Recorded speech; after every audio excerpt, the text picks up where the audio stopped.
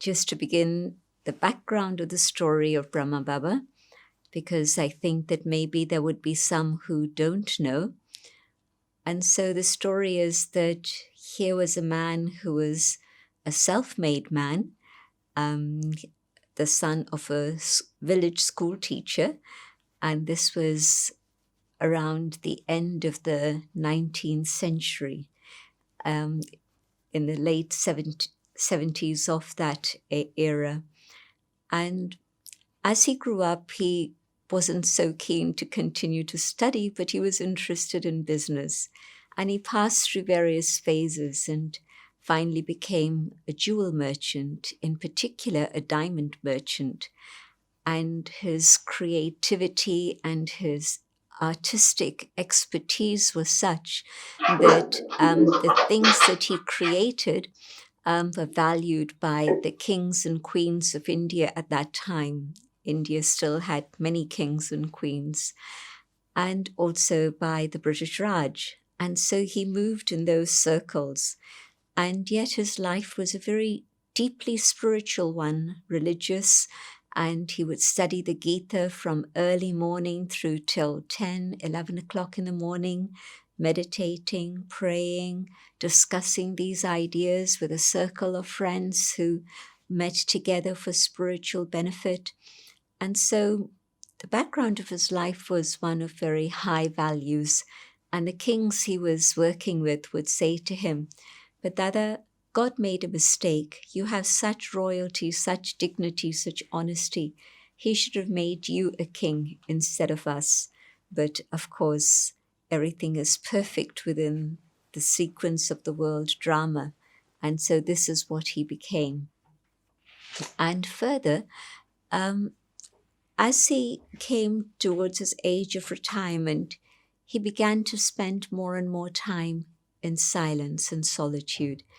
And finally, around 1936, he had a series of visions that were to transform his life.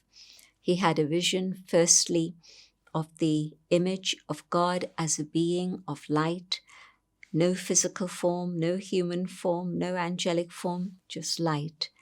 And he deeply meditated on what he had seen and heard, because when he went to his guru and asked the significance, the guru wasn't able to explain. So he knew that he had to understand himself in silence.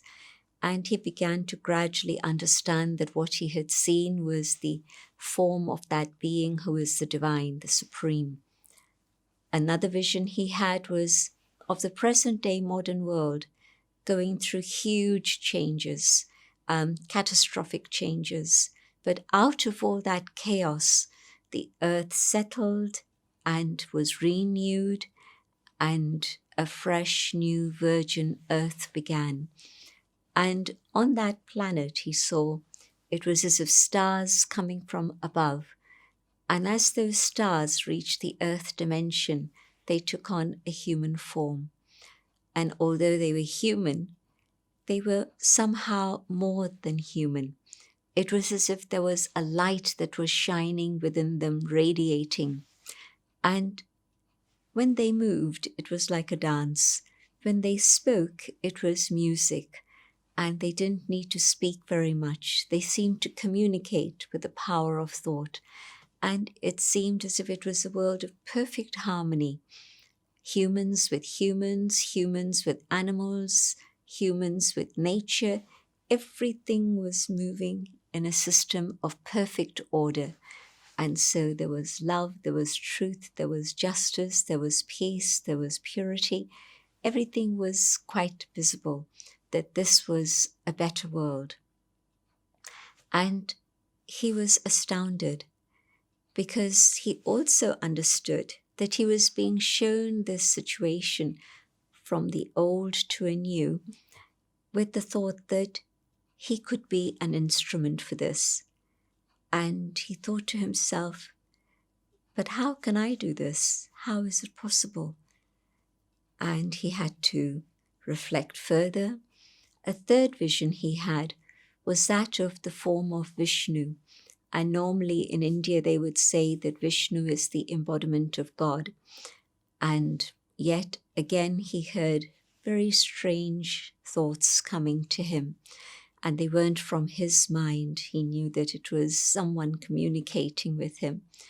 And the words were Tattvam Asmi. You are this, you are he. And again, he needed time.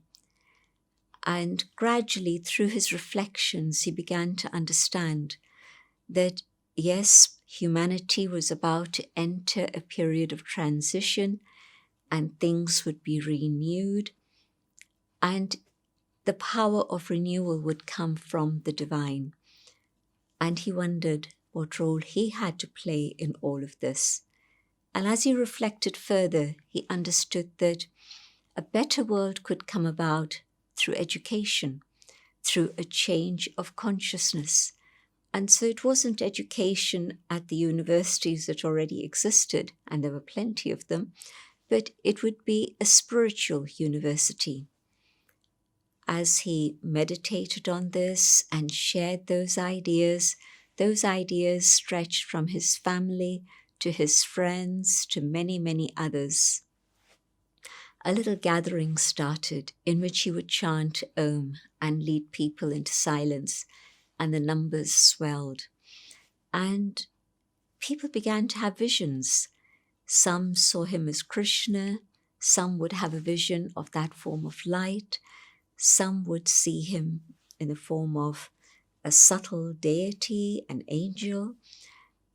And people thought, is this a hypnotist? Is this a magician? And he'd had a very high reputation for his high ideals and character earlier. Now people were questioning and challenging and wondering what was going on. And he then had to go away. He decided he needed more time for solitude. He went away to Kashmir to spend time there, and he was away for a few months. And by the time he came back, much to his surprise, the little troop who had been very dedicated in coming had grown, and now there was a larger group there. And the people who had been the ones he put in charge of running that small group now were running a much larger group. And while he'd been away, he had understood that what he had seen was this transformation, and that he needed to give his time, his assets, his energy to help in that creation. And so he'd already told his partner in the jewelry business that he wanted to finish and he didn't want to get into discussion. Whatever his partner thought was his rightful share, he would accept. And it happened with a lot of dignity and grace. And so by the time he came back, he was now free. And the news of the satsang, the gathering, spread far and wide. Many would come. And there came a point when there were reactions to what was going on. And he understood that people wanted to be stable in their old patterns of behavior rather than look at exploration of new ideas and new things.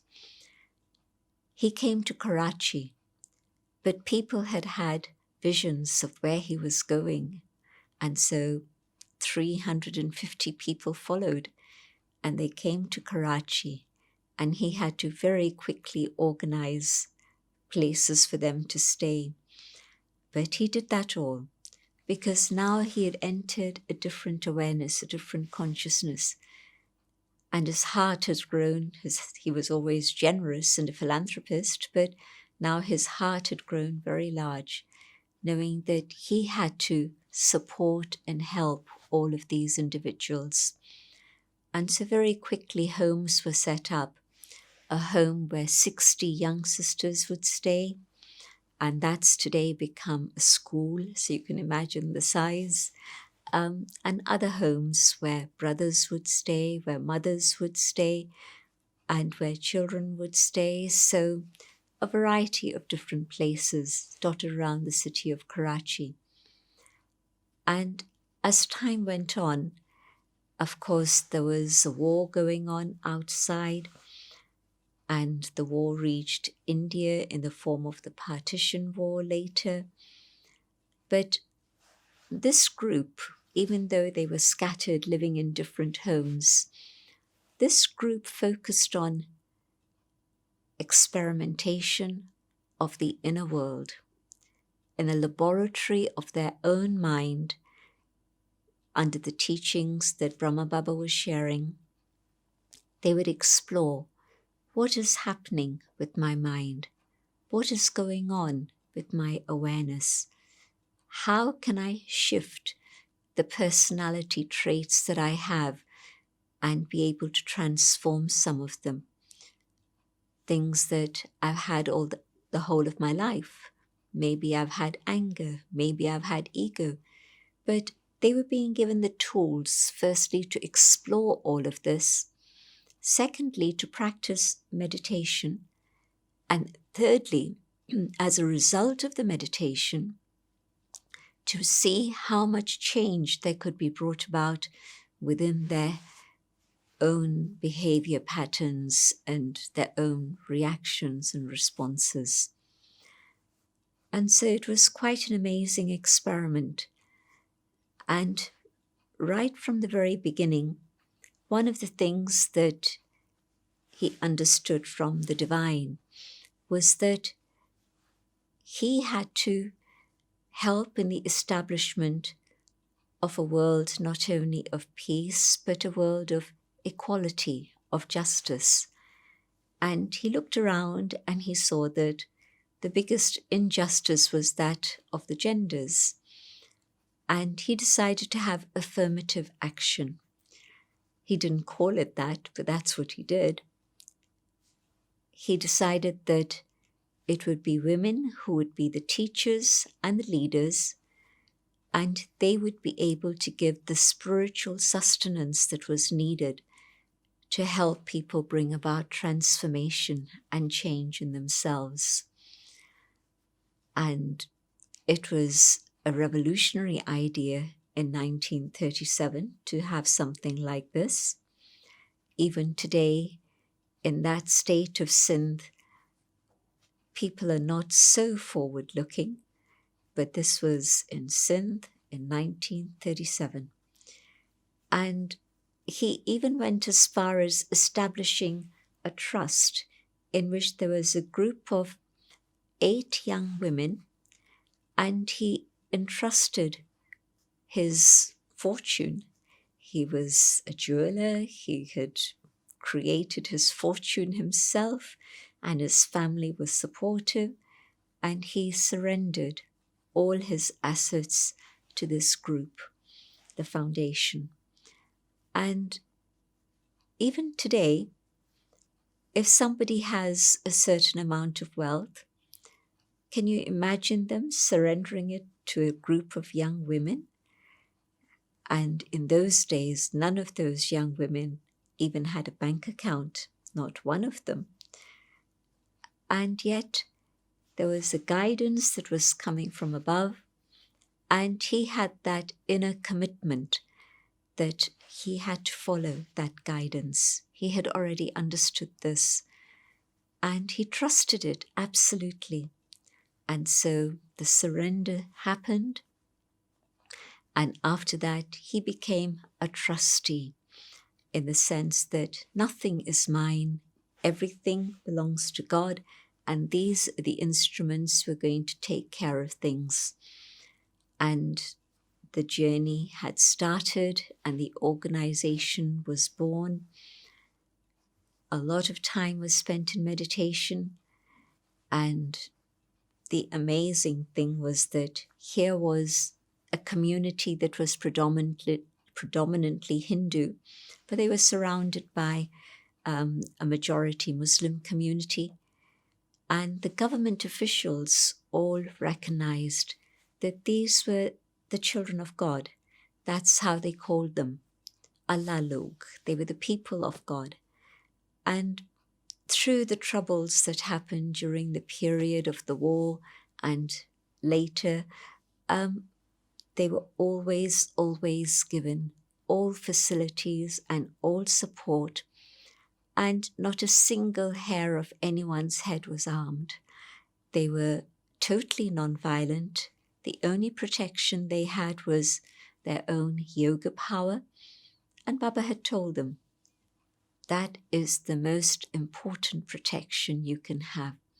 Just be in silence and God's remembrance, and that power of yoga will support you and keep you safe, which is exactly what happened through that whole period. They continued to stay on in Karachi all the way through till 1950. And on the 5th of May 1950, according to the guidance that Brahma Baba continued to receive, they all migrated to India. And it was the whole community and their belongings. The authorities were reluctant to see them go because they felt they were a big contribution to society through their prayers and yoga, but they supported them and helped them move. And they moved from Karachi to Oka Harbour in Gujarat, and from there by train to Abu. An advance group had been sent to find a place, and they'd selected a place in the mountains of the Aravalli range in a place called Abu. So they arrived at the bottom of the mountain and moved to the top. And there it was in Bridgekoti, one of the summer palaces of the kings of the area. And it was big enough to house them all. So they were together under one roof, and they had large rooms where they could have their gatherings for spiritual study and meditation. But there were a few challenges. It was after the war, food was scarce, and it was a big family. It was very different climate. In Karachi's sea level, it had always been warm and pleasant, and now they were up in the mountains, and it was cold. As the winter came on, it became colder and colder, and they weren't used to the cold. Many got sick, and some decided to leave and go back to their families. And Baba said the doors are open. About 300 continued to stay, and they continued with their practice of meditation, and they started getting invitations from their relatives who had by now come to India and settled there. And within a year or two, then Baba said to them they should go and serve the communities that they had left earlier, their families and so on. And so they scattered to different places in India to serve. And wherever they went, people asked them to continue to stay because they were taking so much benefit. By then, a lot of the teachings had been clarified. The whole subject of knowledge, of yoga, of practical application in life, all of those things were very clear, but also the lives of these people who had been practicing meditation for by now 14 years in Karachi and then here in Abu, they carried within themselves that magnetism and that power. And this was what Brahma Baba had done. His intention was to create leaders, not to create followers. He would say to them, we are studying Raj Yoga. You are to become the kings, but the king to be the sovereign of the self, not sovereign over others, but to have that mastery over the self and to have that spiritual charisma and authority. And so wherever these, and it was, as you heard earlier, it was women who were the teachers and leaders, and people were amazed. It was something very novel that it should be women who are spiritual teachers. Normally it would be the men who would be the gurus and leaders, and now this was very different. But the power that they had gained through their meditation and the training and the inner discipline that they had learned from Brahma Baba gave them the courage and the faith to go out and establish centers. They didn't go with that intention. They went with the intention to serve. But wherever they went, people then needed to have more support and sustenance. And so in a very natural way, that was developed. And I first met Brahma Baba in 1957 in Delhi. And everything was very basic and simple. I was 8 years old. But Baba's powerful personality, radiant, absolutely beautiful, and a loving personality, not just that magnetism, but also the love. It was an image and a feeling that left a deep imprint in my heart. My mother was, of course, by then a Raj Yoga student and practicing all the disciplines. And we came to meet Brahma Baba because she wanted to know whether she should move to London with family. My father wanted to establish business in London. And Baba was so warm and loving and said, "Of course, child, carry God with you and you'll be safe." And Baba also ensured that she would receive the lessons that he was teaching on a daily basis. So we came to London at the end of 1957 in December, and my earliest memory of London is that every Monday morning she would receive a packet of these teachings, these murlis, and she would study them every single day. She would be up very, very early, 4 o'clock in the morning, to do her meditation. And so the love that Baba had given her and the inspiration that Baba had given her was such that 5,000 miles away, she still wanted to follow that discipline of meditation and so on. And so I know from practical experience how amazing it was to see her do all of this on her own. When you're with a community, with a group, it's different. But when you're alone, it's not so easy. And in India, everything flourished. Things continued to move further and further. Many centers were being established. And the second time I came back to India, when I came back the first time, I wasn't really interested to think about going to learn meditation or meeting Brahma Baba.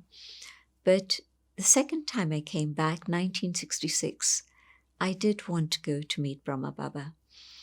And Abu was a tiny village, not even a town. It was a tiny village. The road up the mountain, 18 kilometers, was a dirt track. There was no road. But once you entered the ashram, it was basic, very basic. But there was a power that was there and a peace, tranquility, and love that was a magnetic pull that whoever went inside didn't want to come out. At least I didn't.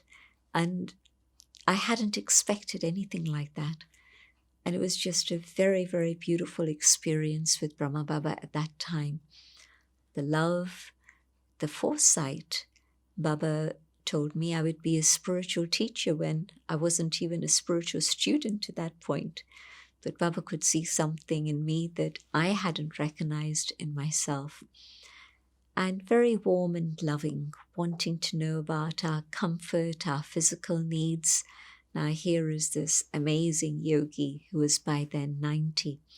And yet he was concerned about the needs of 2 young people, my brother and myself.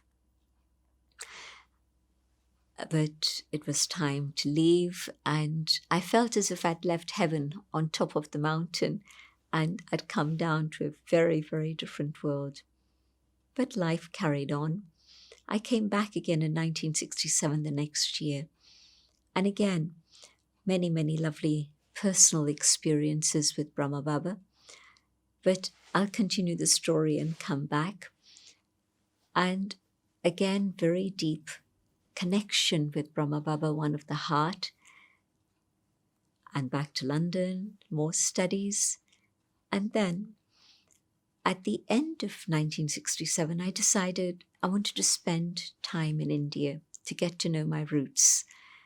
And when I did come back, first few months were just being a butterfly, a tourist, enjoying the culture, the things that India has to offer in a very beautiful way.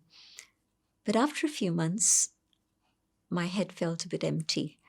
And so I thought, let me study something. And I went to Jayanti in Pune, where my grandmother was staying. And she shared with me very powerful things which I was now ready to understand. 6 weeks later, I said to her, I'd like to surrender. And she said, you know what that means? And I didn't know exactly, but I knew that I wanted this to be my life full time. And so she said, write a letter to Baba. I did. Next morning, I go to class, and there's a telegram from Baba, and Baba's saying, come and speak to me personally, child. And Daddy was going to go in a couple of weeks, so we went. And now Baba was 92 and still conducting morning class, still able to sit in a semi-lotus posture without any backrest.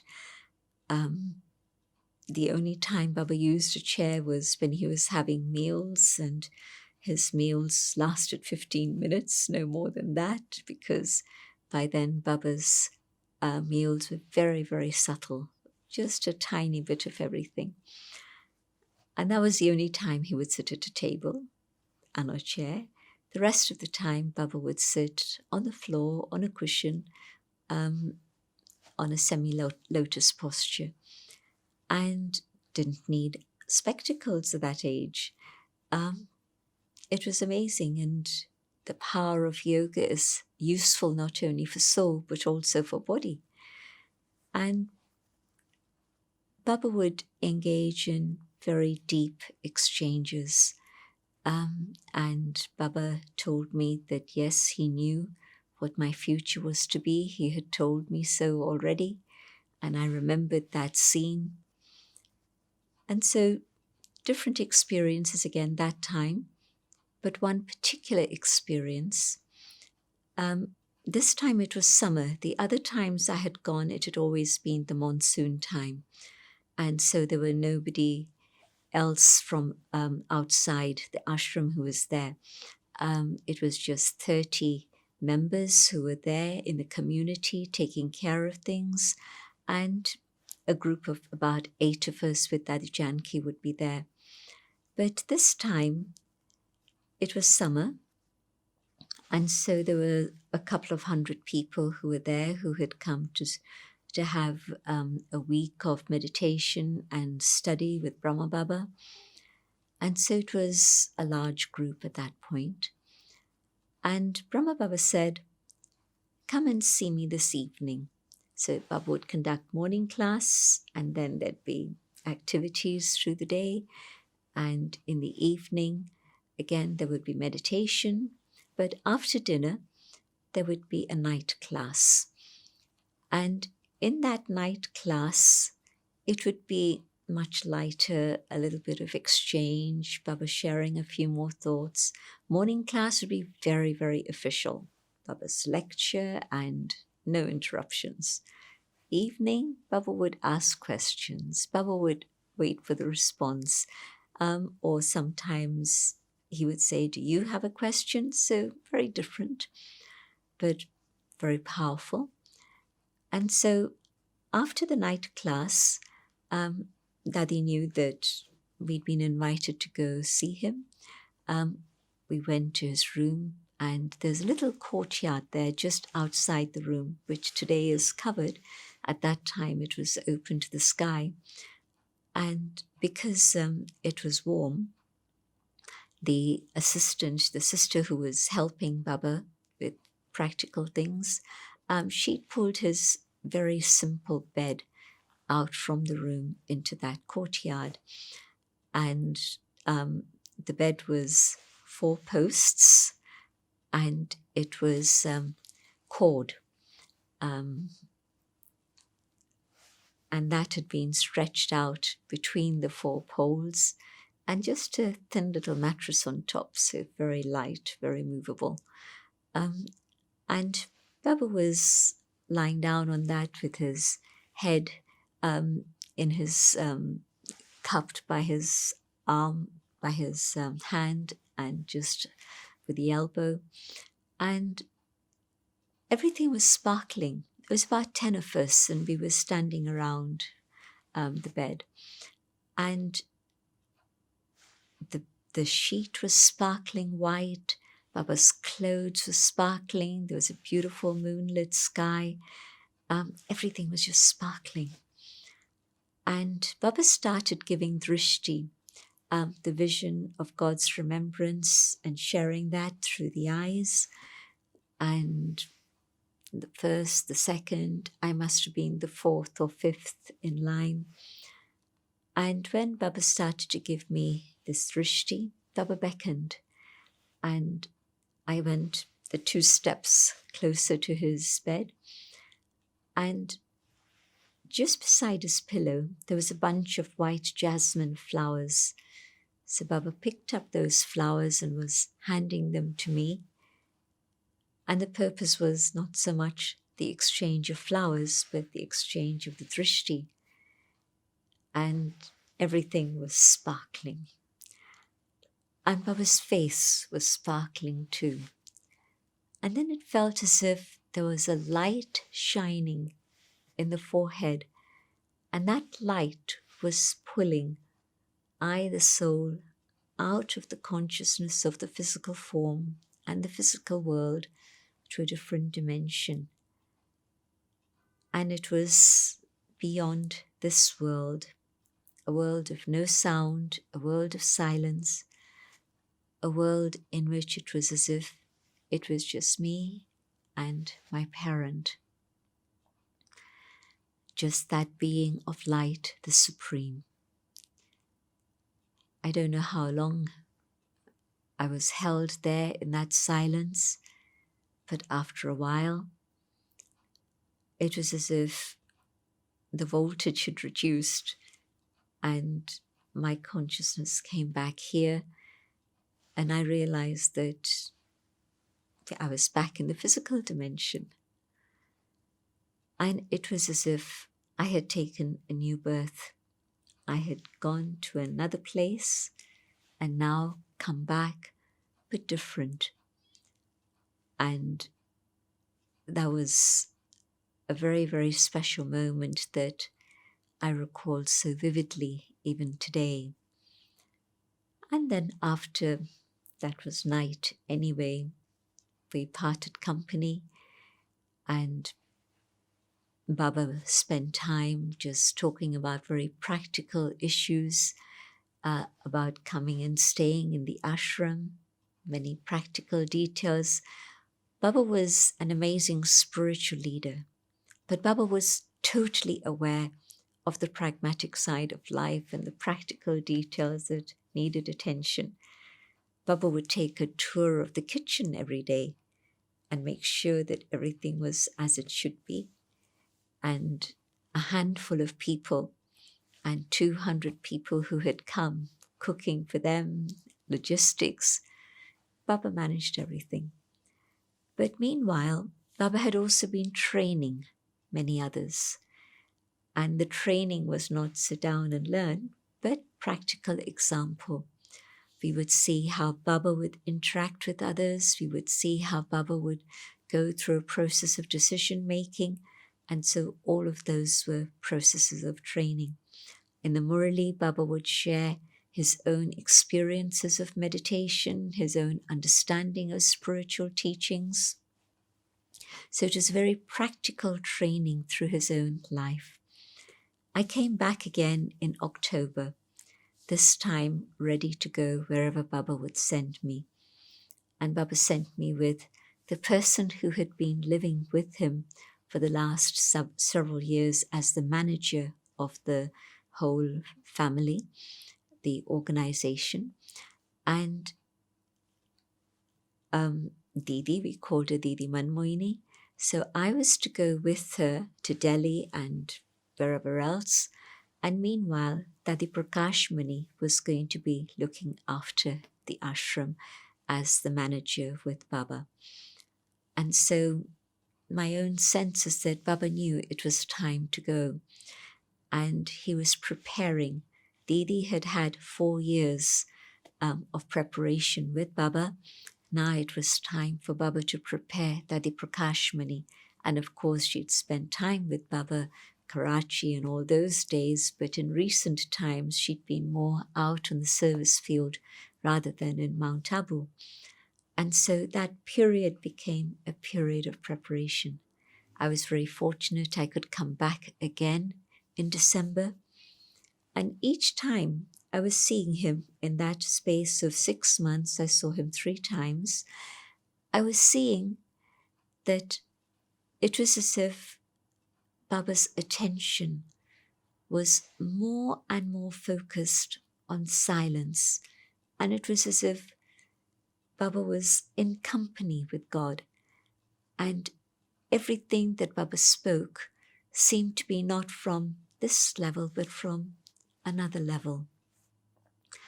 And so even in that space of 6 months, it was as if Baba was detaching himself from the things that were going on, engaged and yet still detached.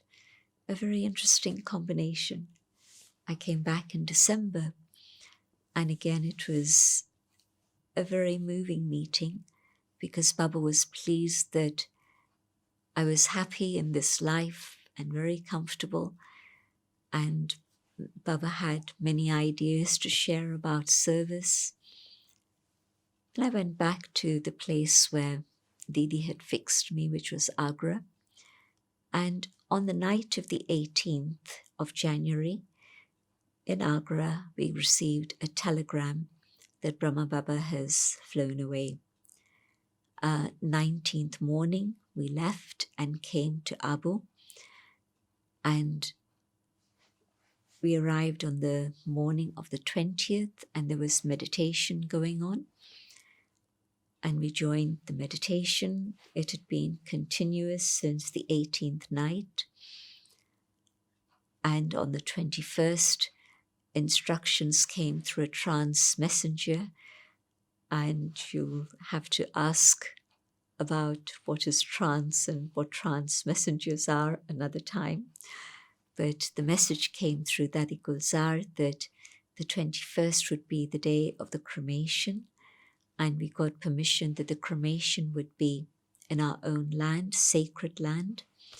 And so the place where there was a badminton games court, that became the cremation place. And something unique happened.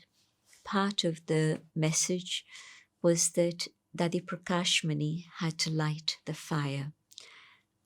Within the community that Baba and Dadi Prakashmani came from Sindh, women usually didn't even go to cremations. And certainly throughout the whole of the Hindu community, it would always be tradition that the son or the brother or a male relative, the closest one, would light the fire. But the message was very categorical. Dadi Prakashmani would light the first flame. Brahma Baba's biological son was there, and Brahma Baba's spiritual son, Jagdish Pai, one of the main authors of all our publications, was there. But Baba wanted a woman to light the fire. Very unusual. And it was clear that she was to be the next one.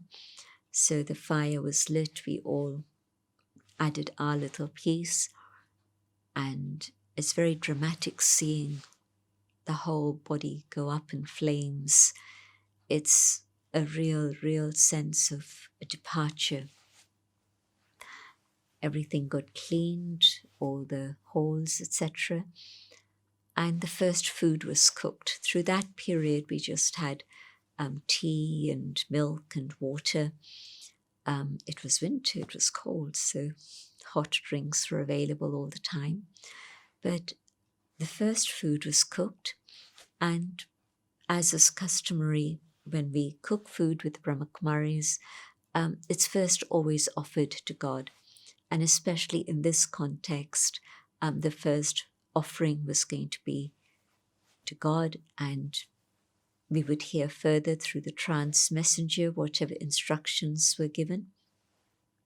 So we sat in meditation, and there were 700 people there. People had come from all parts of India. The hall could only accommodate at the most about 250. And it was a very, very powerful experience of actually being there. And the trance messenger, Dadi Gulzar, sat to offer the food. And the dadis were in the front line, and the young sisters, the Kumaris, were in the next line. So I was right there. And Dadi Gulzar went into trance. When she came back, well, we thought she'd come back. Her eyes opened. But after a few moments, it really didn't feel that it was Dadi Gulzar. It was actually Shiv Baba who had come, the Supreme. It sounds very strange, but that's how it was. And after giving drishti to the whole gathering, more than half were standing outside in the corridor and in the back courtyard. And the drishti was reaching every individual. About half an hour. And after that, a voice spoke. And it wasn't Dadi Gulzar's voice, it was the whisper that some of you may have heard in the Avyakt Murlis. And when that voice spoke, it carried authority, but it was very soft, very, very soft. And Baba had never used a microphone, but now it needed amplification, and they quickly rigged up the tape recorder to amplify, but of course it was not more effective than just to about 100 people in the hall, but everybody was very patient. They were just catching the vibrations. And it was like the Supreme Commander had come to meet his army and to give them a boost. And Baba made them all laugh at first. Baba said, all of you are supposed to be beings of peace, but instead of being the children of the ocean of peace, you've been in an ocean of upheaval.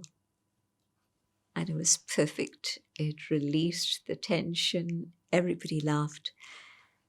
And Shiv Baba went on to explain what would be happening over the next period of time for at least the next 50 years. We didn't know at that time it would be 50 years plus, but it was. And so those instructions are still being followed today. And the legacy was the Murlis, the knowledge that God had explained, the knowledge that Brahma Baba was following in his life, and the Murlis contained all the knowledge. But Baba explained this was something that we would need to revise because we'd heard amazing things, but we hadn't practiced them. And so the very first legacy was the legacy of that truth, the wisdom. And so today we study the Murlis, and I'm still amazed at the things that Baba spoke in the 60s and are still relevant today. When I read them, sometimes I feel as if Baba's actually seeing what's going on at the present moment. And after these Murlis, the second legacy has been what we call the Avyakt Murlis, the subtle Murlis that have come through Dadi Gulzar as a trance medium. The first Murlis, the legacy of knowledge of soul, of God, of time, rebirth, karma philosophy, the cycle of the world, the interrelationship of all the religions of the world. It gives us an amazing insight into eternal truth. The Avyakt Muralis, the legacy of this is how to develop spiritual power. And the example that's always quoted is that of Brahma Baba. You saw this man do this, you can do the same. You saw his tolerance, you saw his ability to accommodate, his flexibility, you saw his humility, you saw his tolerance. Now, how did he develop those powers? This is how you can do the same. And the virtues. What is humility? What is patience? What is contentment? You name that virtue. And Baba has explained through the Avyakt Muralis how to be able to imbue those virtues within ourselves. And again, the role model has been Brahma Baba. And so, apart from the knowledge that is contained within the Sakar Muralis and the Avyakt Muralis, which today are our source of knowledge and truth, the example of Brahma Baba and how he was a student of God, how he was a yogi who surrendered everything to God, how he developed the power of yoga, how he developed all the other spiritual powers and the capacities that today we need in our lives. This is the legacy that Baba has left us with. The virtues. Today, we don't know how to have patience, how to have humility. We don't know what is meant by sweetness. And Baba explains it to us in the Muralis, but also Baba demonstrated this in his lifetime. What does it mean to be a father? What does it mean to be a child? What does it mean to be a teacher? What does it mean to be a student? Baba has explained all of these things and demonstrated each one of these things. And so the legacy that we have today is of the path that can take us to perfection. As human beings, we would say, well, it's not human to be perfect. To err is human, but human beings achieving perfection, how is that possible? And Brahma Baba showed us how it was possible to be human, but also to attain perfection. In the midst of all the storms, how to remain calm. In the midst of everyone's attacks, how to remain loving. In the midst of all the chaos and upheaval, how to be able to be very clear and know what is the direction that we need to go in. He taught us not just by the teachings, but through his own practical life and demonstration. And so today I would say, yes, it is possible to change human personality. It is possible to change traits of behavior that you've had since you were born. Baba showed us how and demonstrated this through his own life and transformation. If today we feel that times are challenging, well, Baba's legacy is study the spiritual knowledge, practice the meditation. That is the gift he has left us with, the inheritance that we have today. And when I study all of that and practice all of these things, yes, I know that in the midst of all of this, if I follow in my Father's footsteps, not only will I maintain stability, calm, and peace, but I can be an instrument to help others do that and move forward also. So I feel we've started the subject, but I know there are limitations of time. And so let me stop here. And I know that the Murlis can answer all the questions you possibly may have. Thank you. Thank you very much, Sister Jayanti. So I just wanted to say that personally, and I think I speak on behalf of our participants as well, I feel like we've been on a journey, being transported back in time, and we've really gone on this journey, and yet we feel that we could be hearing this for in the next couple of hours, but it feels as though we're still only getting a glimpse as to what happened during that time. I would just have one question, first of all. Can you give an example of Brahma Baba about his humility? Think about this man who was 92 at the time that I'm talking about. And Baba's asking me the question at the point where I'd said I wanted to surrender. Baba said to me, "Child, is it possible to remove sickness from the world?" I was 19, he's 92. I didn't have an answer. I paused, I waited. And Baba said, "Yes, it is." "Is it possible to remove poverty from the world?" And again, Baba said, "Yes, it is." Baba said, "Is it possible to remove hunger from the world?" And again he said, "Yes, it is." And he said, all of these things are possible, but only through our transformation. When we remove negativity from our lives, ego, anger, greed, attachment, lust, then as we go through that transformation, others will see us and learn from that. Now, he could very easily have just sat me down and said, "Look, you have to deal with ego, anger, lust, etc., etc." But he didn't do that. He put it in a very different way. That was his humility. He knew how to reach the heart, not just the head. He could explain logically this, and this, but no. He knew that in order to change, it doesn't happen through the head or intellectually. It happens when the heart is moved to bring about change.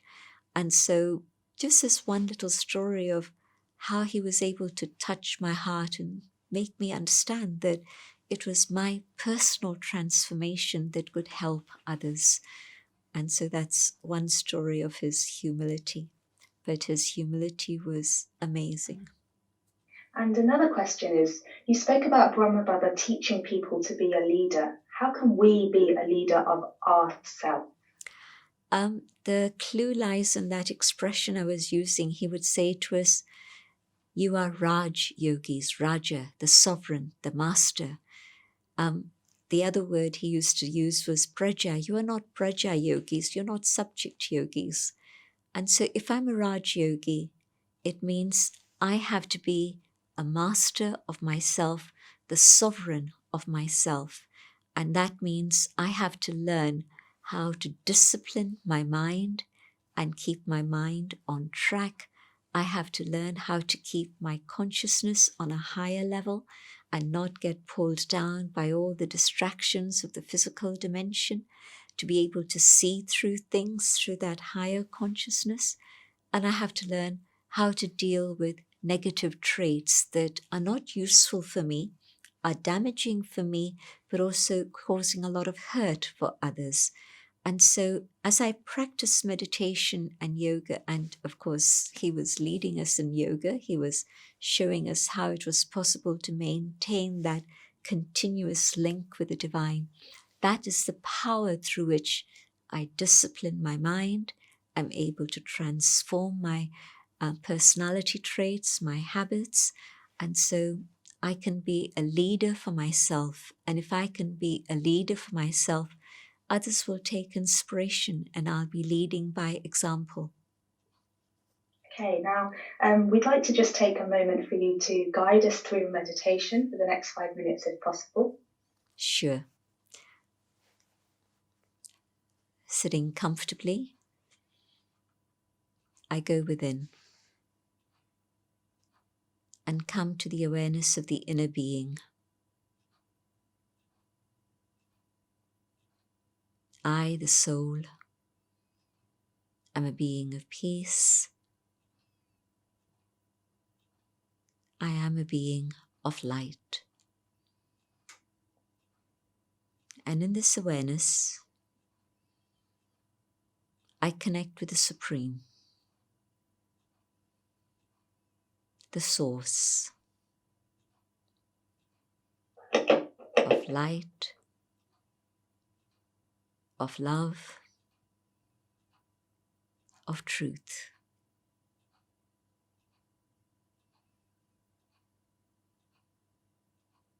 And in this connection, I absorb each of these qualities within myself.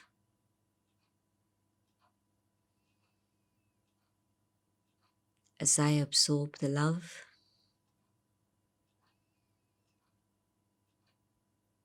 I can feel the barriers being broken. God's love is unconditional, non-judgmental. And as I absorb this pure love, I rise above limits and boundaries and judgment. And my heart can expand.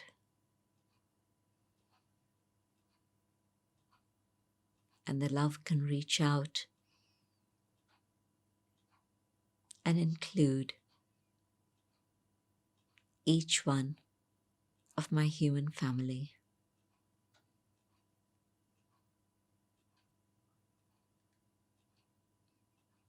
God's light is a light of truth. As I absorb truth within myself, the illusions of falsehood disappear. I begin to see the reality of eternal truth. And absorbing this, I move towards truth myself.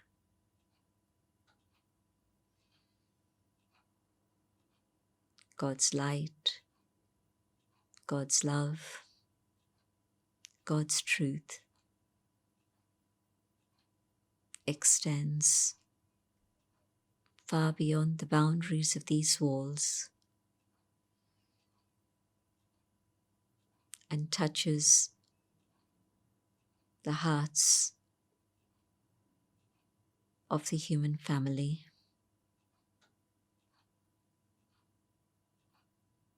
And the darkness goes, and together we enter a world of light.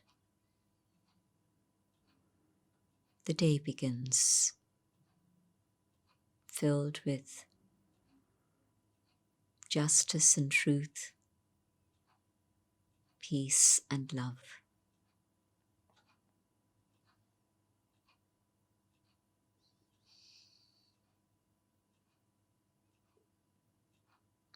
Om Shanti. Thank you.